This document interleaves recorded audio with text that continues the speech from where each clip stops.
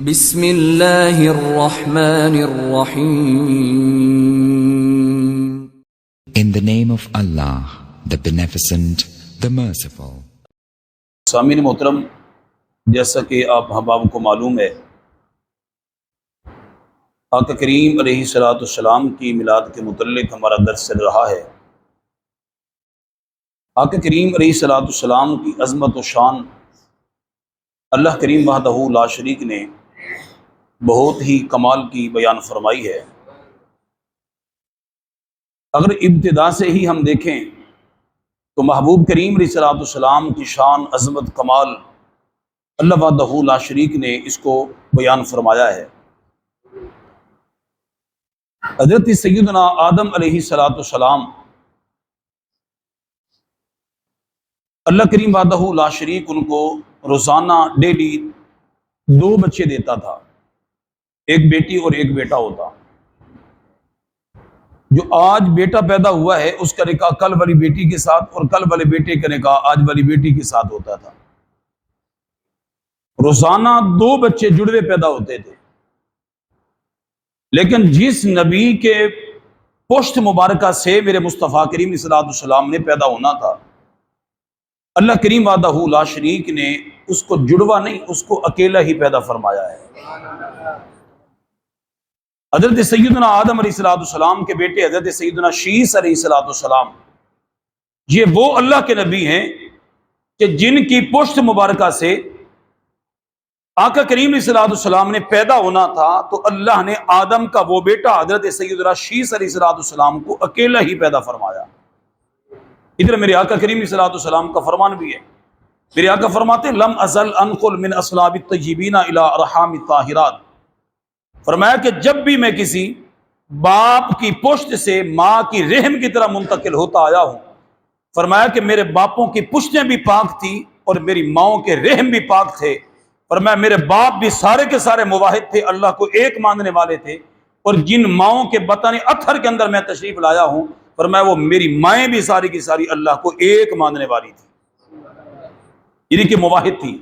اور کریم اللہ وحدہ لا شریک نے قرآن کریم کے اندر ارشاد فرمایا الذی یراک حین تقوم، کہ وہ اللہ جو آپ کو دیکھ رہا ہے کہ جب آپ کھڑے ہوتے ہیں، وتقلبک فی الساجدین، اور فرمایا محبوب جب آپ اپنے آباء و اجداد کی پشتوں سے اپنی ماؤں کی رحم کی طرح منتقل ہوتے ہیں، فرمایا اس وقت بھی کریم اللہ وحدہ لا شریک یہ دیکھ رہا ہے معاملہ کہ جن پشتوں سے جن رحموں کی طرف آپ منتقل ہوتے آئے ہیں، فرمایا وہ سارے کے سارے سجدہ کرنے والے ہیں، موحد ہیں، اللہ کو ایک ماننے والے ہیں۔ اتنا مقام میرے مصطفیٰ کریم صلی اللہ علیہ وسلم کا ہے۔ لیکن آج صرف ہمارے ہاں کچھ معاشرہ ایسا ہو چکا کہ کوئی تو اٹھ کر یہ کہنے والا ہے کہ محبوب کریم صلی اللہ علیہ وسلم کے والدین معاذ اللہ کافر تھے، کوئی یہ کہنے والا ہے کہ نبی علیہ السلام دیوار کے پیچھے کا علم نہیں جانتے، کوئی یہ کہتا ہے کہ نبی علیہ السلام ہماری طرح بشر ہیں۔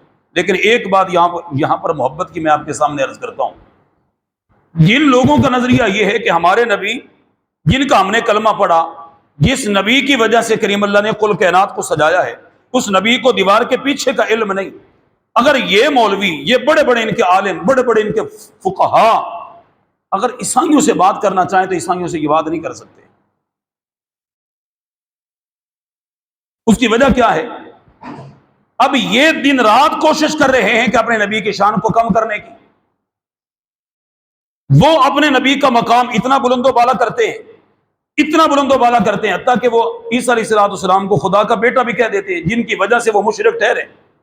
ہمارا وہ نظریہ نہیں ہے، لیکن ایک بات ضرور یاد رکھیے، ایک مولانا صاحب تھے، بڑے جناب والا دستار والے بھی تھے، جبے والے بھی تھے، اپنے آپ کو شیخ الحدیث بھی کہنے والے تھے۔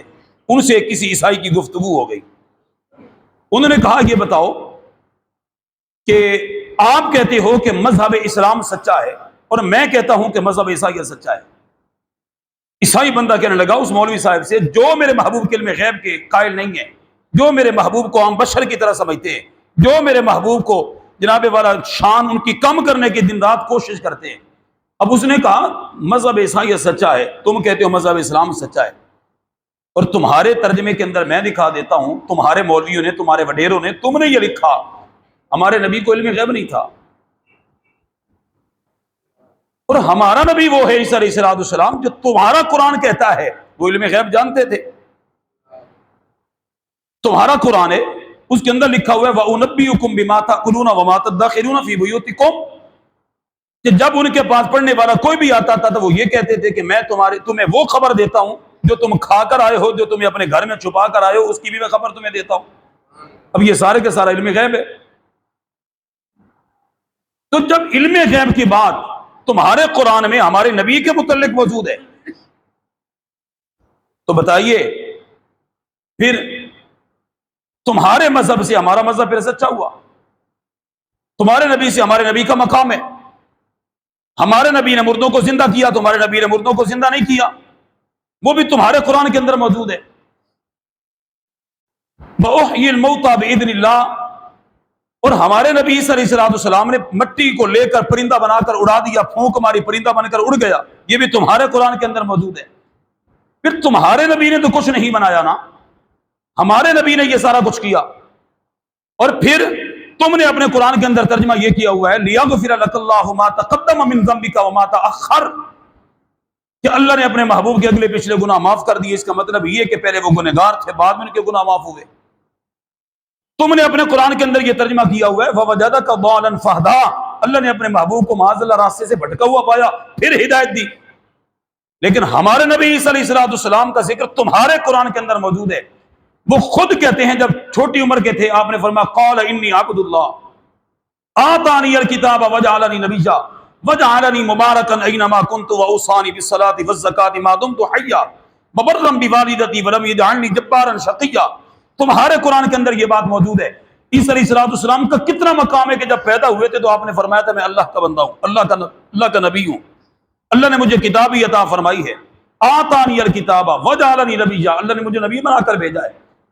تو جب ہمارے نبی نے بچپن میں آ کر ہی اپنے جناب والا رب وحدہ لا شریک کے بندے ہونے کا ذکر بھی فرمایا، اپنے نبی ہونے کا ذکر بھی فرمایا، رب نے کتاب عطا فرمائی اس کا بھی ذکر فرمایا، اور اپنی والدہ صاحبہ کے ساتھ نیکی کرنے والا بن کر آیا اس کا بھی ذکر فرمایا. پھر تو تمہارے نبی سے ہمارے نبی کا مقام زیادہ ہے. لہذا ہم تمہیں مشورہ یہ دیتے ہیں کہ مذہب اسلام کو چھوڑ کر عیسائیت کو قبول کر لو. تو بتاؤ پھر ان مولویوں کے پاس کیا علم تھا کہ جواب دیتے، کیونکہ ان کے قرآنوں کے اندر تو سب کو ترجمہ ہوا پڑا ہے، یہ سب کچھ انہوں نے کہہ دیا. اب بتائیے کہ جو نبی کے دن رات کوشش کر کے کبھی حضور کا میلاد نہیں ہے، دلیل کہاں ہے؟ کبھی جناب حضور کا علم غیب نہیں ہے، دلیل کہاں ہے؟ کبھی جناب حضور نور نہیں ہے، دلیل کہاں ہے؟ بتاؤ، حضور تو بشر تھے، وہ تو ہماری طرح تھے. اب لوگوں نے یہ یہاں تک کہنا شروع کر دیا ممبروں پر جناب محمد رسول اللہ نے فرمایا، جناب ہمارے بڑے بھائی محمد نے فرمایا، یہاں تک ان کے ممبروں سے یہ باتیں سنائی دیتی ہیں، جبکہ قرآن کہتا ہے لا تجعلوا دعاء الرسول بینکم کدعاء بعضکم بعضا.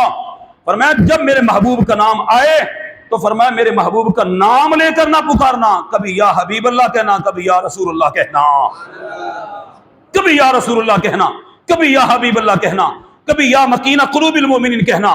کبھی میرے محبوب کے کسی القاب کے ساتھ ان کو پکارنا، ان کا نام لے کر تم نے نہیں پکارنا. جیسے ایک دوسرے کا نام لے کر تم پکارتے ہو ایسے میرے محبوب کو تم نے نہیں پکارنا. لیکن ان کی مساجد کے اندر کیا ہوتا ہے؟ جناب محمد نے فرمایا، جناب محمد رسول اللہ نے فرمایا. پورا قرآن اٹھا لو، کریم اللہ نے محبوب کا نام 4 مقام پر ارشاد فرمایا ہے، لیکن محبوب کو وہاں مخاطب نہیں کیا. 4 مقام پر لفظ محمد آیا قرآن میں، لیکن ان 4 مقاموں پر اللہ کریم نے محبوب کو مخاطب نہیں کیا. محبوب کی شان بیان کرتے ہوئے فرمایا وما محمد الا رسول قد خلت من قبلہ الرسل. ایک مقام پر یہ ہے کہ محمد اللہ کے رسول بن کر آئے، خدا بن کر نہیں آئے. یہ ان قوم کو مخاطب کر کے فرمایا تھا، مصطفیٰ کریم کو مخاطب نہیں کیا. محمد الرسول اللہ، محمد اللہ کے رسول ہیں، یہاں پر بھی اللہ کریم نے اپنے محبوب کو مخاطب نہیں کیا. والذین آمنوا وعملوا الصالحات وآمنوا بما نزل علی محمد وهو الحق من ربهم. یہاں پر بھی میرے محبوب کریم صلی اللہ علیہ وسلم کا ذکر آیا ہے سورۃ محمد میں، لیکن مخاطب میرے مصطفیٰ کریم کو رب نے نہیں فرمایا. ما کان محمد ابا احد من رجالکم ولکن رسول اللہ وخاتم النبیین. یہاں میرے محبوب کی شان بیان کی ہے، کریم اللہ نے نام لیا، لیکن اللہ کریم وحدہ لا شریک نے محبوب کو مخاطب نہیں کیا. جہاں کہیں اپنے محبوب کو مخاطب کیا ہے وہاں پر کیا کہا؟ نبی کا نام نہیں لیا. اللہ کریم نے فرمایا یا ایھا النبی، اونچی آواز سے یا ایھا النبی، اے غیب کی خبریں بتانے والے نبی، النبی اولی بالمؤمنین من انفسہم، کہیں پر کریم اللہ وحدہ لا شریک نے اپنا تعارف کروانے کے لیے فرمایا هو الذی ارسل رسولہ بالہدی ودین الحق لیظہرہ علی الدین کلہ، فرمایا اللہ وہ ہے جس نے اپنے محبوب کو حق کے ساتھ بھیجا ہے، ہدایت کے ساتھ بھیجا ہے۔ اپنا تعارف کروانے کے لیے محبوب کریم صلی اللہ علیہ وسلم کی ذات کو کریم اللہ نے دلیل بنا کر پیش کیا ہے۔ کہیں پر کریم اللہ وحدہ لا شریک فرماتا ہے محبوب کی شان بیان کرتے ہوئے وما ارسلناک الا رحمۃ للعالمین، کہیں فرماتا ہے ولو انہم اذ ظلموا انفسہم جاؤک فاستغفروا اللہ واستغفر لهم الرسول، کہیں کریم اللہ فرماتا ہے فلا وربک لا یؤمنون حتی یحکموک فیما شجر بینہم، کیا محبوب آپ کے رب ہونے، آپ کے رب کی قسم، اب یہاں پر بھی اللہ کریم وحدہ لا شریک ڈائریکٹلی فرمانا چاہتا وعزتی وجلالی وعظمتی، میری عزت میری جلال میری فلاں کی قسم، میرے جلال کی قسم میری عظمت کی قسم فرما سکتا تھا، لیکن یہاں اللہ کریم نے اپنے محبوب کا نام لے کر قسمیہ جملہ بول کر فرمایا فلا وربک لا یؤمنون، اے محبوب آپ کے رب کی قسم، آپ کے رب کی قسم، وہاں پر بھی محبوب کا نام نہیں لیا۔ لا اقسم بہذا البلد، جس شہر مقدس مکہ کے اندر میرے محبوب چلتے رہے، کریم اللہ نے مکہ کی قسم کھائی ہے، وَأَنْتَ حِلٌّ بِهَذَا الْبَلَدِ، وہاں پر بھی میرے محبوب کا نام نہیں استعمال کیا۔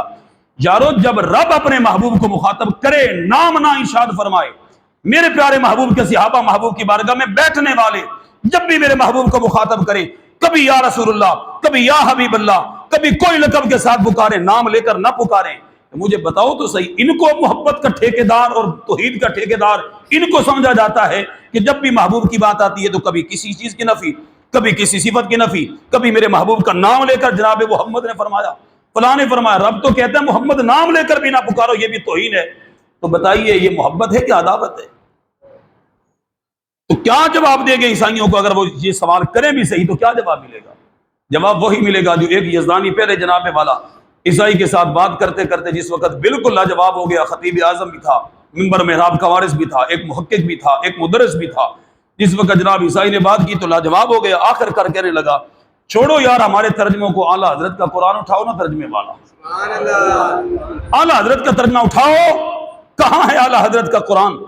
جب اعلیٰ حضرت کا قرآن سامنے پیش کیا گیا تو اس نے کہا یہ دیکھو کیا لکھا ہوا ہے، لیغفر لک اللہ ما تقدم من ذنبک وما تأخر، یہ نہیں لکھا اعلیٰ حضرت نے کہ محبوب آپ کے اگلے پچھلے گناہ معاف، اعلیٰ حضرت نے یہ لکھا ہے محبوب آپ کے صدقے سے، آپ کے سبب سے آپ کی امت کے اگلے پچھلے گناہ اللہ نے معاف فرمائے۔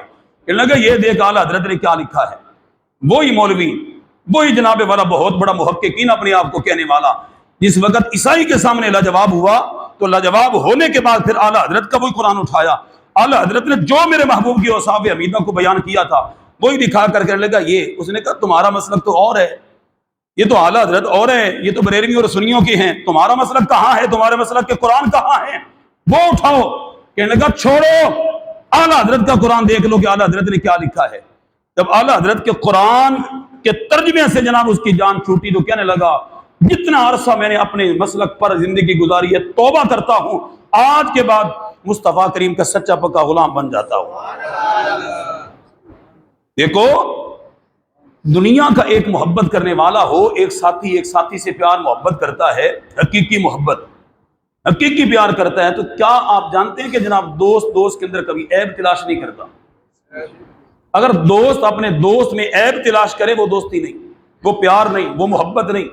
یار یہ کیسی محبت ہے اپنے نبی سے، کلمہ نبی کا پڑھیں اور پھر یہ کہیں کہ ممبر پر بیٹھ کر کہ نبی علم غیب نہیں جانتا، نبی کو دیوار کے پیچھے کا علم نہیں، نبی ہماری طرح ہے، جناب محمد رسول اللہ ہمارے بڑے بھائی نے فرمایا، اور نبی علیہ الصلوۃ والسلام کی شان ایسے بیان کرو، ایسے تعظیم کرو، ایسے ادب کرو جیسے بڑے بھائی کا کیا جاتا ہے، یہ کیا ہے؟ تو اس لیے ہمیں جاگنا ہوگا، ہم اہل سنت ہیں اور محبوب کریم صلی اللہ علیہ وسلم کے وفادار ہیں، محبوب سے پیار کرنے والے ہیں، اور ایسے کبھی بھی نہیں ہوتا، میں اب وقت نہیں ہے ورنہ آپ کو بتاتا کہ کریم اللہ وحدہ لا شریک نے محبوب کریم صلی اللہ علیہ وسلم کو حالت یتیمی کے اندر پیدا کیوں کیا ہے؟ آپ کی پیدائش سے پہلے آپ کے والد کا سایہ کیوں اٹھا لیا؟ آدم علیہ السلام کو جب پیدا کیا گیا تھا اس وقت جناب آدم علیہ السلام کے دائیں ہاتھ کے اندر جنتی روحیں الٹے ہاتھ کے اندر جہنمی لوگوں کی روحوں کو ڈال کر پھر فرمایا آدم دیکھو ذرا یہ ساری آپ کی اولاد ہے، یہ جنت میں جائیں گے اور یہ جہنم میں جائیں گے۔ وہاں پر جنتی لوگوں کی روحوں کو جب دیکھا اللہ وحدہ لا شریک نے اس وقت بھی آدم علیہ السلام کے سامنے آقا کریم صلی اللہ علیہ وسلم کی روح کو مخفی کر دیا۔ کیوں؟ اس لیے کہ اگر میرے محبوب کریم صلی اللہ علیہ وسلم کی روح کو دیکھیں گے تو اپنی عمر ساری ان کو دے بیٹھیں گے۔ میں نے اپنے محبوب کو کسی کا محتاج نہیں بنانا، میں نے تو اپنے محبوب کو وہ بنایا ہے کہ جس کی شان خود خدا بیان فرمایا تو اس کے محبوب کا مقام وراء الورا ہی ہوگا، کبھی کسی کی مدد کی ضرورت ہی نہ ہو۔ وہ آپ انشاءاللہ سنیں گے، وہ تو میرے محبوب کا مقام ہے۔ لیکن ہم اگر بیان کرنے والے ہی آقا کریم صلی اللہ علیہ وسلم کے ساتھ اس انداز میں وفا کریں تو بتائیں پھر یہ محبت ہے یا عداوت ہے؟ تو ان عداوتوں سے ہمیں بچنا ہوگا۔ ہم اپنے محبوب سے ایسے پیار کریں، ایسے اپنے محبوب سے پیار کریں جیسے امام بوصیری نے کہا تھا۔ امام بوصیری کون ہے؟